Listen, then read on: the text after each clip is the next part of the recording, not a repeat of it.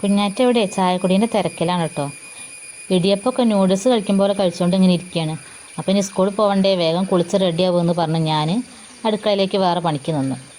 അപ്പോഴേക്കും കുളിച്ചൊക്കെ റെഡിയായി സുന്ദരിക്കുട്ടിയായി നിൽക്കുന്നുണ്ട്.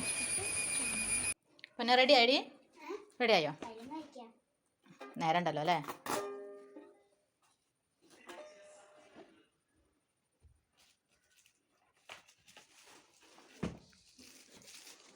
അപ്പോഴേക്കും ഇതാ പാറും റെഡിയായി വന്നു.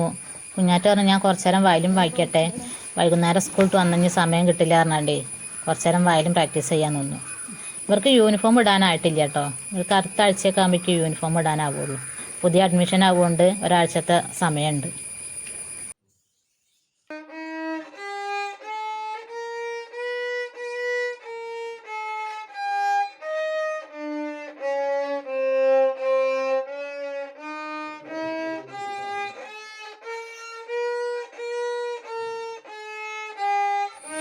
ഇവർക്ക് 10 മണിക്ക് ബസ് വരുള്ളൂ കേട്ടോ. അപ്പോൾ അതുവരെ ഇവർക്ക് സമയമുണ്ട്. അപ്പോൾ ഈ കുക്ക് വന്നു, കാശിക്കുട്ടൻ വന്നു, പിന്നെ അവർ കുറച്ച് നേരം TV ഒക്കെ കണ്ടിരുന്ന് സ്കൂളിലേക്ക് പോകാൻ വേണ്ടിയിട്ട് റെഡിയായി.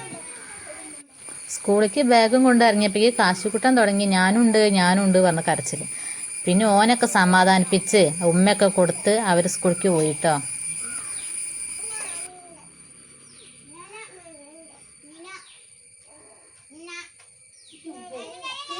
വരുമ്പോ പുട്ടായി കൊണ്ടിട്ടോ, പുട്ടായി കൊണ്ടിട്ട് ചേച്ചി ഇവിടെ നിന്നോണ്ടിട്ടോ. ചേച്ചാ പുട്ടായി കൊണ്ടിട്ടോ,